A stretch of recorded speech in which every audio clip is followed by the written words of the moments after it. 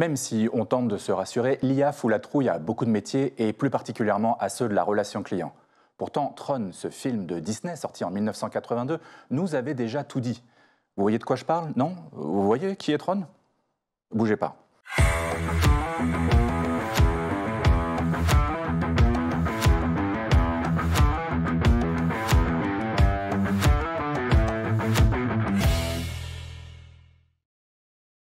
La sortie de Tron au début des années 80 n'aura pas vraiment marqué l'industrie du cinéma, le film s'avérant à peine rentable.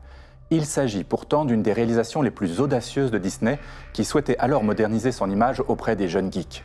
Et avec ce film, la firme aux grandes oreilles multiplia les prouesses technologiques pour développer un univers numérique complètement inédit.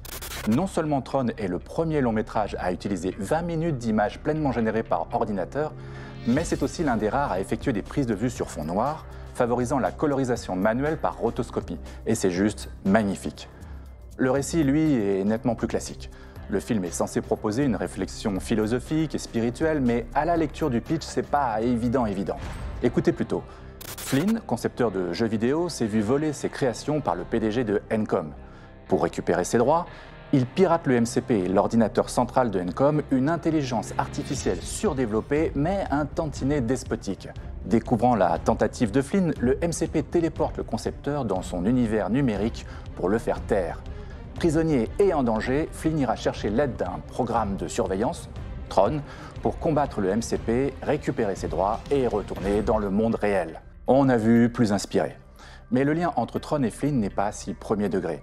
L'un sans l'autre, ils ne pourraient rien, et s'ils ont bien évidemment des intérêts communs pour lutter contre le MCP, c'est surtout la combinaison du réel et du numérique qui fait la différence. La création numérique allant même jusqu'à ressentir des émotions pour devenir l'ami de l'humain. Sorte de métaphore du libre arbitre des machines, d'une âme qui naît dans les codes.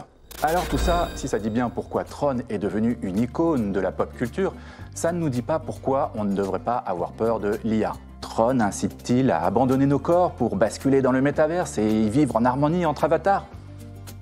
Oui, ça comme vous voulez, mais avant de vous emballer, voilà pourquoi la relation client de 2025 devrait s'inspirer de ce petit film d'anticipation de 1982.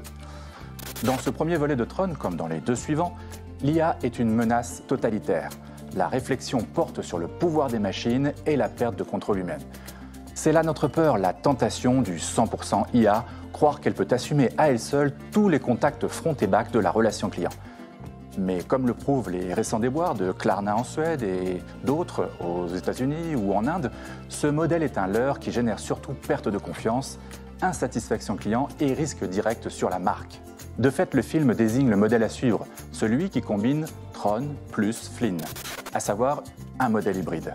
Ça n'a rien de nouveau, mais on semble encore le découvrir. Et surtout, ça pose une question autour de laquelle on tourne sans vraiment y répondre. Qu'est-ce qu'un être vivant dans un monde numérique? Face à la puissance de l'IA, quelle est notre place? Et là aussi, Tron est clair. L'univers numérique n'est pas un monde étranger, c'est une extension de nous-mêmes. Ce que nous y mettons, nos intentions, nos systèmes, nos croyances façonnent ce qu'il devient et nous obligent à nous repositionner. C'est ainsi que réagit Flynn pour revenir au monde réel. Car chercher sa place revient à définir ses valeurs. Et il faut développer ce qui fait désormais la valeur de l'humain en relation client. Sa capacité à capter ce que l'IA ne voit pas, ce qu'elle ne peut ressentir, tout comme sa capacité d'arbitrage au-delà des programmes, des procédures et des scripts. Parce que l'humain dispose d'un atout ultime en relation client, celui de la créativité relationnelle.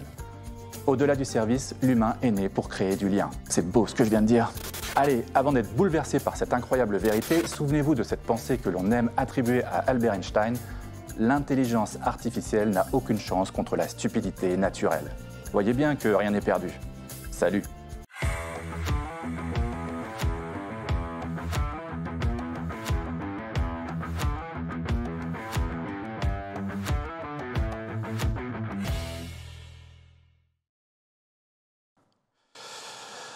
Eh non, je suis nul à Pac-Man. Daniel, comment je télécharge Dig Dug?